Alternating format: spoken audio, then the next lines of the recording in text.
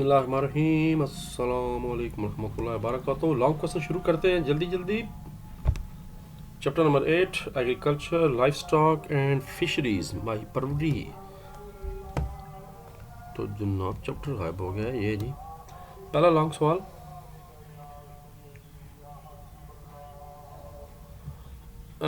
ये अब वो जो है ना चीज़ें हैं जो हम पहले चेक करते हैं कि किसी भी फसल के जो हैं वो what are the important strategies of the sustainable growth. ये वो तरीके पूछे जा रहे हैं कि आप किस तरह अपनी ज़राअत को बेहतर कर सकते हैं, किन तरीक़ों के ज़रिए, और ख़ास करके राइस, कॉटन, शुगर केन और वीट से रिलेटेड इस चीज़ का जिक्र किया। यानी एक तो जनरली बात भी पूछी जा रही है और इसका भी पूछा जा रहा है। पहले 124 पेज पे चलते हैं, उसके बाद 129 पेज होगा जी। 124 पेज ये long question number 5, revival of cotton production. अगर कॉटन प्रोडक्शन की रिवाइज कीजिए तो वो शुरू कर दें पहले। अब ये बहुत ज़्यादा पॉइंट्स हैं, लंबा सवाल बन जाएगा, कोई से तीन करते जाएं बस। एक तो जो कॉटन की प्राइस है उसको जनाब किए जाए ताकि फार्मर्स को फ़ायदा हो, फेयर प्राइस उनको मिले मार्केट्स में। सब्सिडीज़ दी जाएँ किसानों को, कम अखराजात पर, कम पैसों पर उनको बीज, फर्टिलाइज़र और कीड़े मार अद्वियात फराहम की जाएँ। और उसके बाद improve extension service, educate farmers, किसानों को तालीम याफ्ता किया जाए, जदीद टेक्नोलॉजी के बारे में उनको बताया जाए, ज़मीन के बारे में, बीजों के बारे में उनको लम्मा या उनको वक्तन फ़वक्तन उनको मालूमात दी जाए। उसके बाद अब ये 5 हैं, एक आध और करना चाहें तो एक और कर लें। पहले थोड़ा सा नीचे जाके देखते हैं कि 129 पेज पे कितना मिसाला लगा हुआ है, फिर इकट्ठा फैसला करते हैं कितना देना चाहिए जवाब। अब जनाब मैनेजमेंट स्ट्रेटजी आ गई, ये बता देनी है। पेट्स और डिजीज़ कंट्रोल किया जाए, लेज़र लेवलिंग टेक्नोलॉजी यूज़ की जाए, alternative waiting and drawing AWD इस्तेमाल की जाए, ख़ास करके राइस की फसल में। देखिए जिक्र सारा आता जा रहा है, राइस का भी आ गया। और न्यूट्रिशन डिफिशेंसी जो है वो पूरी की जाए। बस ठीक है, 4 पॉइंट ऊपर वाले कर लें और 1 2 3 और कुछ ऊपर मिसाल 4 पॉइंट ये बन जाते हैं। 8 नंबर का पॉइंट, 8 नंबर का सवाल लॉन्ग और 8 point.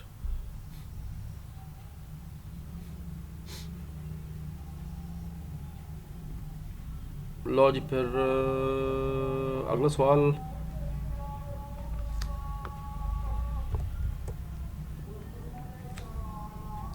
Explain the importance of मेज़, मकई, तम्बाकू और कुछ अदर क्रॉप जो कि पाकिस्तान की इकानमी में किरदार अदा कर रहे हैं। 129 page.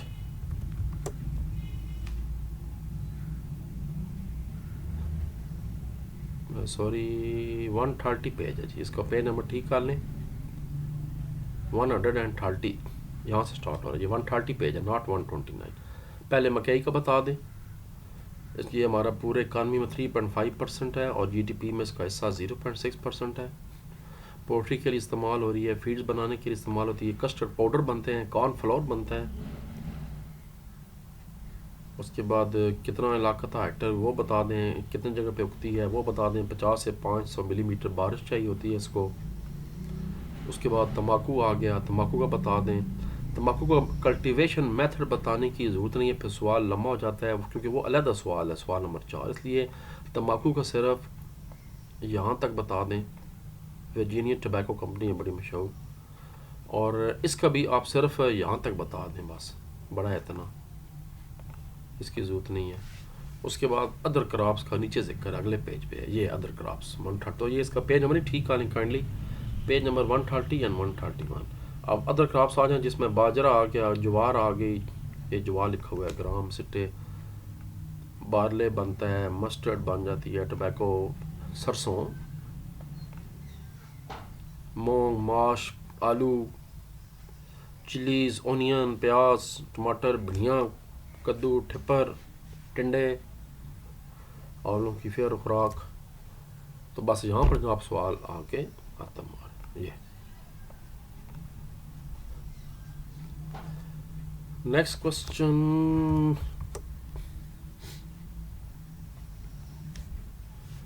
To what extent livestock farming is livestock के बारे में बताना जी 132 एंड 133।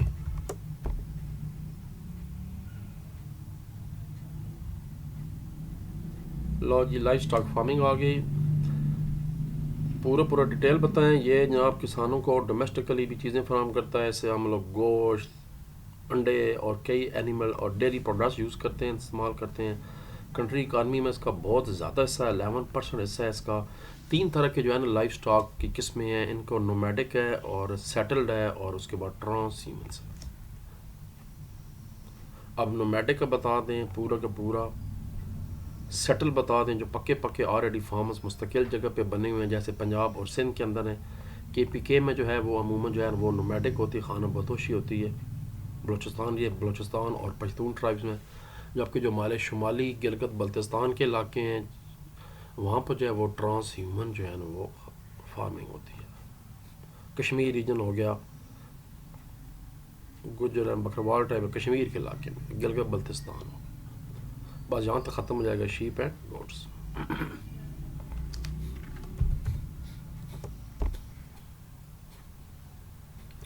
सवाल नंबर 4 है जी, मेथड बताने हैं, कल्टीवेशन मेथड सिर्फ बताने हैं, राइस का, टोबैको का और गंदम का।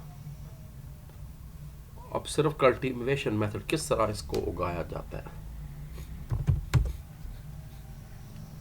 पहले 125 पेज जिसमें राइस के मेरा ख्याल है पहले है, बहुत ऊपर निकल गया हम लोग। जी कल्टीवेशन आ गई, पहले गंदम की आ गई, कल्टीवेशन चाहिए। इसके लिए जनाब pH 6 से 7.5 होनी चाहिए ज़मीन की। रेनफॉल मॉडरेट होनी चाहिए, बहुत ज़्यादा भी नहीं, होती भी इस मौसम में नहीं है, ज़ाहिर बात है, अल्लाह ताला का अपना एक सुपर निज़ाम है। टेम्परेचर बिटवीन 10 से 20 डिग्री चाहिए। सर्दी में आप देखें टेम्परेचर वाकई कम होता है, 30 डिग्री से ज़्यादा टेम्परेचर जो उसके स्ट्रेस क्रॉप जो है वो स्ट्रेस की ओर जाती है। इरिगेशन जो है ना वो चाहिए, जहाँ पर बरानी इलाकों में मुतबादल निज़ाम बनाया जाए पानी का, अगर बारिशें कम हो रही हैं तो। उसके बाद 128 पेज पे आए, मेथड कल्टीवेशन आ गई, ये चावलों की आ गई। सॉइल को लेवल किया जाता है, पहले जनाब फसल बीज उगाए जाते हैं, जब तकरीबन 1 महीने के बाद जो है ना वो वहाँ से उस छोटे छोटे जब पौधे निकल आते हैं तो फिर उनको वहाँ से उखाड़ कर और खड़े पानी के अंदर जो है ना दोबारा इसको ट्रांसप्लांट कर दिया जाता है। साथ ही बैलेंस खाद दी जाती है 4 से 6 हफ्ते के लिए, और जड़ी बूटियाँ ना हो वरना चावल को ख़त्म कर देती हैं। Weeds compete with the rice for water and nutrients, वो पानी सारा पी जाती हैं। फिर पेस्ट और डिजीज़ भी होती हैं। हार्वेस्ट के 3 से 4 महीने लगते हैं जनाब इसको मुकम्मल ट्रांसप्लांट होने के बाद। Crop is harvested by hand और बाय मशीन्स। हार्वेस्टेड राइस को बाद में थ्रेश किया जाता है और दानों को अलग कर दिया जाता है। उसके ऊपर मुंजी भी रह जाती है, बाद में मुंजी को भी हटा दी जाता है और पॉलिश शालिश की जाती है। और आखिरी जनाब उसके बाद जो बताया गया है वो टोबैको का बताया गया। ये है जी method of cultivation tobacco. Transplantation की भी ट्रांसप्लांटिंग की जाती है सी बेड्स में, और उसको फिर बाद में मेन फील्ड में ट्रांसप्लांट कर दिया जाता है। ये आपको नज़र आ रहे हैं जनाब, बहुत बड़े बड़े इसके पत्ते होते हैं तम्बाकू के। ये बड़ी मेहनत तलब फसल है, लेबर इंटेंसिव क्रॉप है, इट रिक्वायर रेगुलर अटेंशन चाहिए, क्योंकि कीड़े मार अतियात आ जाए तो बस। ये देखिए ये वाहिद फसल है मेरा ख्याल है जिसके पत्ते अहम है, पत्ते तम्बाकू होता है ना। Farmer weed and field water the plants and apply fertilizer, the harvest tobacco leaves at the right time and cure them properly, खुश्क कर दिए जाते हैं। लो जी अगला सवाल, 2 लॉन्ग क्वेश्चन रह गए हैं। और question number 5, describe the fishing के बारे में बात की जाती है, जिसमें मैरीन फिशिंग की बात की जा रही है, और इनलैंड जो दरियाओं से निकाली जाती है मछली कुदरती तरीके से, उसकी बात मैं बता रहा हूँ। जो कुदरती तरीके से मछली निकाली जाती है समुद्रों से या दरियाओं से, उसको फिशिंग कहते हैं। और जो ख़ुद बाकायदा, इसका आपको पेज नंबर 136 एंड 137। लो जी इनलैंड आ गई, मगर पहले ज़रा फिशिंग का बता दें। मैरीन फिशेस हो गई, 136 हो गया मैरीन फिशिंग।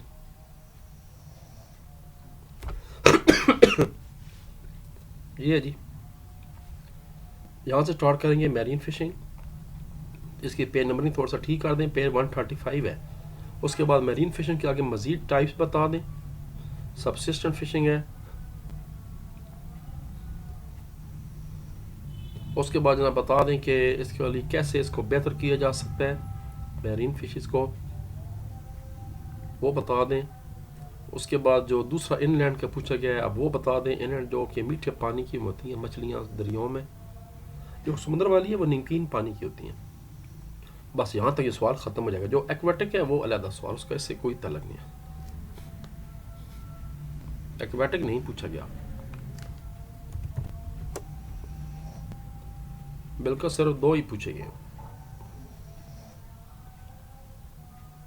मैरीन और इनलैंड पूछे, एक्वेटिक नहीं पूछे गए। बहरहाल हो गया। आखिरी सवाल है, फिशिंग इंडस्ट्री को कैसे प्रोटेक्ट करें और इसकी बेहतरी के लिए क्या किया जाता है, क्या किया जा सकता है फिशिंग को। 136 139 ये 136 आ गया। यहाँ से शुरू करेंगे।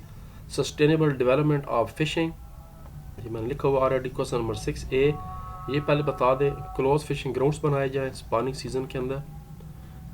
कैच लिमिट सेट की, इतनी बस आप कैच कर सकते हैं, ये एक लिमिट सेट की जाए। हम पहले पढ़ चुके हैं कि ओवर फिशिंग हो रही है पाकिस्तान में। फिर इनलैंड का बता दें कि क्या करना चाहिए। ये वाले यहाँ से शुरू होगा। सिर्फ सस्टेनेबल वाले सारे बताने हैं, ये कहानियाँ बताने की ज़रूरत नहीं है। जो ऊपर वाला सवाल है मैरीन का, वो मैरीन फिशेज यहाँ से लेकर और इकोसिस्टम तक, बस यहाँ तक। उसके बाद इनलैंड का आपने यहाँ से स्टार्ट करना है। सस्टेनेबल इनलैंड फिशेज में एक्वाटिक एक्वाकल्चर आ गए, जो फार्म, ये देखिए आपको फार्म नज़र आ रहे हैं, ट्राउट के फार्म में, क्या बात है ट्राउट की, यहाँ तक आ गया। उसके बाद मज़ीद देखते हैं कहीं कुछ प्रॉब्लम नहीं पूछी गई। गवर्नमेंट एफर्ट्स पूछे गए, हुकूमत क्या कर सकती है, ये अहम हिस्सा है इसका। उसके बाद ये बता दीजिए हुकूमत क्या कर रही है, पोल्यूशन से फाइट कर रही है, हुकूमत की कोशिश कर रही है। क्लाइमेट चेंज का इशू बना हुआ है, इंफ्रास्ट्रक्चर टेक्नोलॉजी को बेहतर किया जा रहा है और चैप्टर को ख़त्म किया जा रहा है। अज़ानें भी हो रही हैं, नमाज असर पढ़ते हैं, उसके बाद मैं अपलोड कर देता हूँ। और इंशाल्लाह कोशिश है मेरी कल परसों आखिरी चैप्टर भी किया जाए, फिर इस्लामियात शुरू की जाए। तो अपना ख्याल रखिए। पाकिस्तान जिंदाबाद।